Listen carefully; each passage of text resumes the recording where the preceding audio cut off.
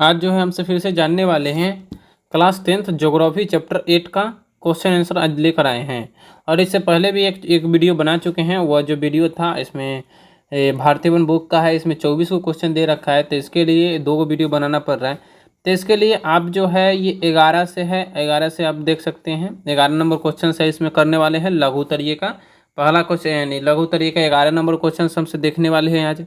और इससे पहले जो है 10 तक ला हम अगले वीडियो में कर चुके हैं। वीडियो का लिंक डिस्क्रिप्शन में आपको दे देंगे, आप वहां से जाकर चेक कर सकते हैं और लिख सकते हैं। चलिए तब वीडियो को स्टार्ट करते हैं। 11 नंबर क्वेश्चन को देखते हैं।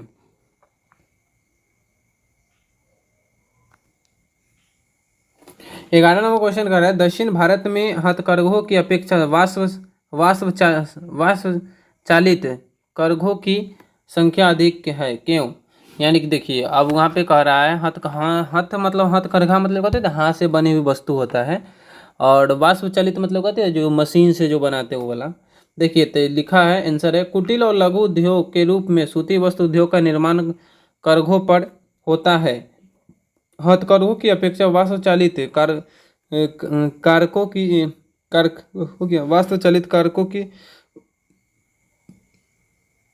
करघो होते होता करघों की संख्या अधिक है, दक्षिण भारत में अधिक है। करघों की संख्या दक्षिण भारत में अधिक है। आंध्र प्रदेश, तमिलनाडु और केरल बड़े पैमाने पर होता है। और यानी कि कह सकते हैं दक्षिण भारत में ना जो वाष्प शक्ति जो है इससे मतलब इसकी जो कारखाना है चाहे इससे जो बनने वाली वस्तुएं इसका संख्या अधिक है, और हथकरघों की संख्या कम है। इसके वजह से यह दक्षिण भारत में हथकरघा उद्योग की अपेक्षा वाष्प शक्ति संख्या अधिक है।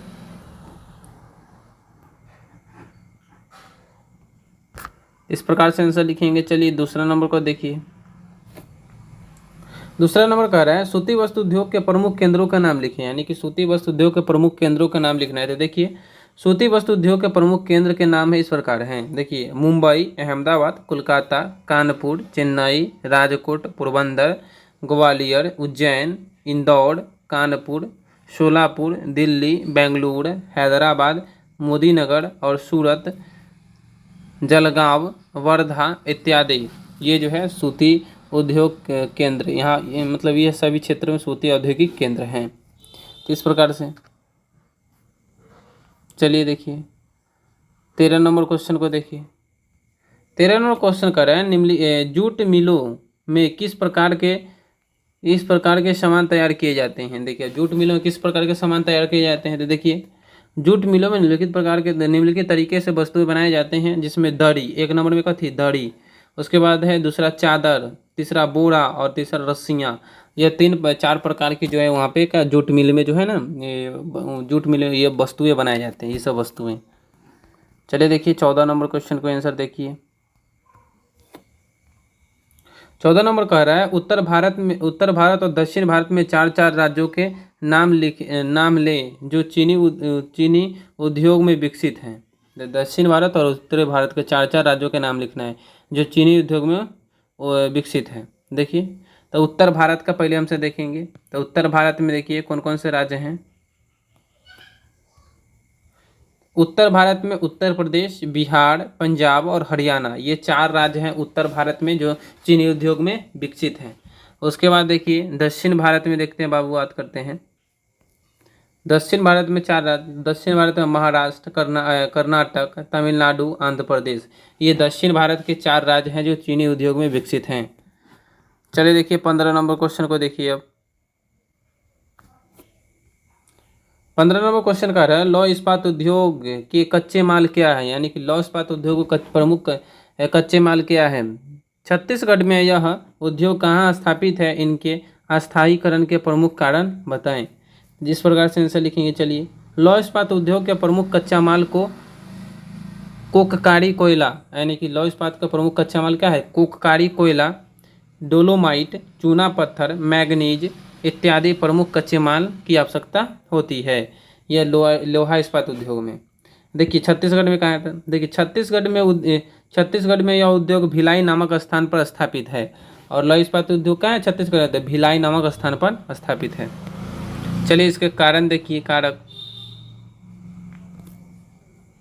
कारण देखिए इसका छत्तीसगढ़ का लौह इस्पात कारखाना कोलकाता मुंबई रेल लाइन पर स्थित है, जिसके कारण यह उद्योग का विकास तेजी से हुआ है। यानी कि कलकत्ता और मुंबई के रेल लाइन पर क्या है, रेल लाइन के मुख्य धारा से ये लगती है, इसकी वजह से क्या है, इस उद्योग का तेजी से विकास हुआ है। चलिए देखिए 16 नंबर क्वेश्चन को देखिए। 16 नंबर का कह रहा है, झारखंड और पश्चिम बंगाल में लोहा इस्पात के कारखाने कहाँ कहाँ स्थापित है, किसी एक की सुविधाओं का उल्लेख करें। यानी कि झारखंड और पश्चिम बंगाल में लोहा इस्पात कारखाना कहाँ कहाँ स्थापित हो पूछ रहा है। चलिए देखिए, झारखंड राज्यों में जमशेदपुर और बोकारो में लोहा इस्पात कारखाना स्थापित है। वहीं पश्चिम बंगाल में कुल्टी, वर्नपुर और दुर्गापुर में लोहा इस्पात कारखाना स्थापित है। तो देखिए झारखंड में भी 2 जगह है, जमशेदपुर और बोकारो, और पश्चिम बंगाल में कुल्टी, वर्नपुर और दुर्गापुर में। तो उसके बाद देखिए अब ए का उल्लेख करने के लिए बोले सुविधाओं का, तो देखिए हमसे जमशेदपुर क्या करेंगे, जमशेदपुर के लौह इस्पात कारखाने की सुविधाएं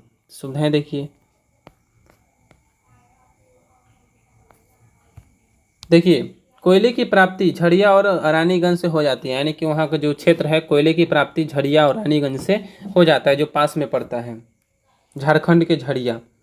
देखिए सोनरेखा नदी और करकई, यहाँ पे कर के लिखा गया, करकई नदी से जल की प्राप्ति होती है। और जो वहाँ जो है ना पास में है सोनरेखा नदी और करकई नदी से क्या हो जाती है, लौह इस्पात उद्योग में जल की प्राप्ति हो जाती है। लौह अयस्क की आपूर्ति बादाम पहाड़ी से होती है, और लौह अयस्क जो आपूर्ति होती है वो बगले में है बादाम पहाड़ी, उससे हो जाता है। ये सब सुविधाएं वहाँ पे मौजूद है। चलिए देखिए 17 नंबर क्वेश्चन को देखिए। 17 नंबर क्वेश्चन कह रहा है, दक्षिण भारत में स्थापित किए गए लौह इस्पात के नए कारखानों की सुविधा क्या है, इनका महत्व बताएं। देखिए तो इस प्रकार से दक्षिण भारत में पूछा, दक्षिण भारत में लौह इस्पात कारखाना 1923 ईस्वी में भद्रावती भद्रावती नामक स्थान पर खुला, जो आज विश्व सरैया अयस्क स्टील लिमिटेड के नाम से जाना जाता है। और यहाँ की सुविधा देखिए यह लिग्नाइट कोयले का भंडार मिलता है। यहाँ पे जो है ना लिग्नाइट कोयले का भंडार जो मिल जाता है, जिसके लिए लौह इस्पात उद्योग के लिए प्रमुख हैं। देखिए दूसरा, यहाँ के सीमावर्ती क्षेत्रों में डोलोमाइट, मैग्नीज एवं चूना पत्थर की प्राप्ति हो जाती है। यहाँ के जो सीमावर्ती क्षेत्र है, जो क्षेत्र लास्ट होता है चाहे औद्योगिक जहाँ पे है, वहाँ के सीमावर्ती क्षेत्रों में मतलब उसके आसपास में क्या डोलोमाइट, मैग्नीज और चूना पत्थर की प्रचुर मात्रा वहाँ पे मिल जाती है इसके वजह से। चलिए देखिए 18 नंबर क्वेश्चन को देखिए। 18 नंबर क्वेश्चन का, लौह इस्पात उद्योग दक्षिण भारत में ही क्यों स्थापित है। यानी कि लौह इस्पात उद्योग जो है ना खासकर दक्षिण भारत में क्यों स्थापित है। देखिए इस प्रकार से लिखेंगे आंसर, भारत में लौह इस्पात कारखाना सबसे अधिक दक्षिण भारत में ही उपलब्ध है।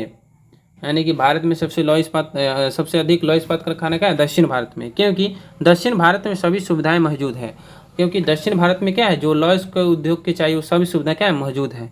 जो लौह इस्पात उद्योग के चाहिए दक्षिण भारत में सभी सुविधाएं मौजूद, जो लौह इस्पात उद्योग को चाहिए, जिनमें हेमाटाइट, डोलोमाइट, मैग्नीज, चूना पत्थर, कोयला, ये सभी प्रचुर मात्रा में पाया जाता है, जिसके कारण दक्षिण भारत में लौह इस्पात उद्योग स्थापित है। यानी कि ये सभी जो है खनिज पदार्थ मिल जाते हैं, इसके वजह से क्या है दक्षिण भारत में लौह इस्पात उद्योग खासकर स्थापित है। चलिए देखिए 9 नंबर क्वेश्चन को, भले 19 नंबर क्वेश्चन को देखिए बाबू।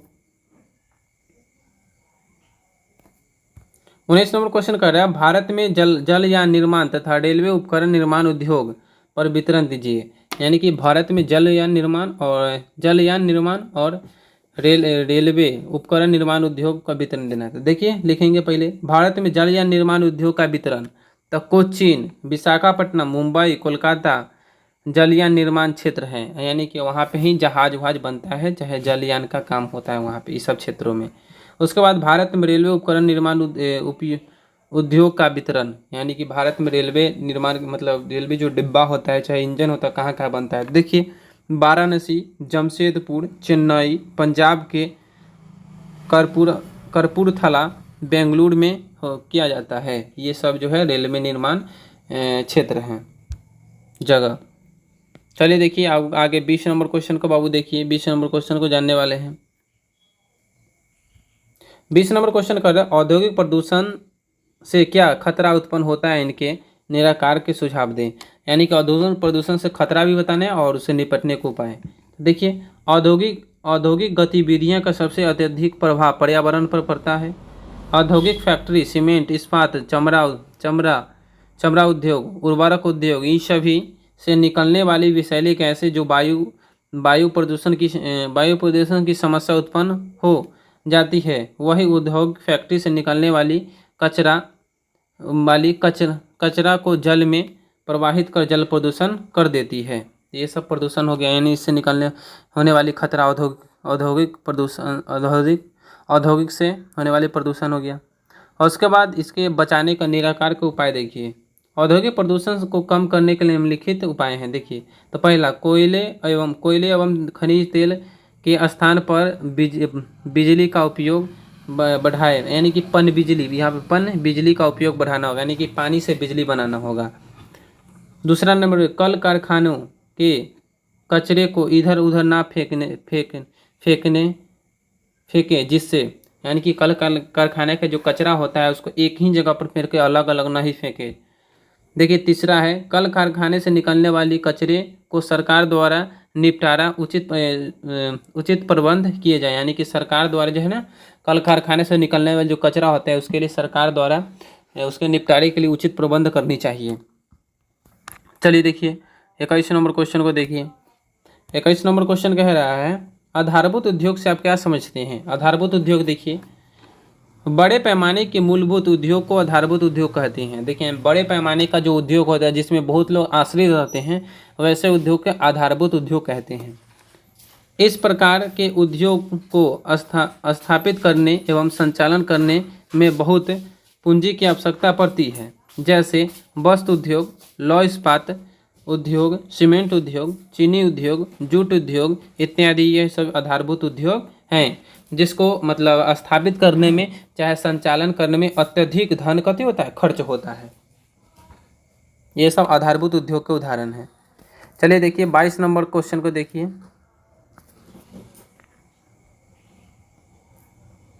22 नंबर क्वेश्चन का, सीमेंट निर्माण के लिए किन कच्चे मालों की आवश्यकता पड़ती है। यानी कि सीमेंट निर्माण के लिए किन कच्चे मालों की आवश्यकता पड़ती है। तो देखिए इस प्रकार से आंसर लिखेंगे हम सब। सीमेंट निर्माण के लिए चिकनी मिट्टी, चूना पत्थर, जिप्सम, कोयला इत्यादि कच्चे मालों की आवश्यकता पड़ती है, जिसमें कोयले और चूना पत्थर विशेष रूप से प्रमुख हैं। तो ये सब सीमेंट उद्योग के लिए प्रमुख कच्चा माल हो गया।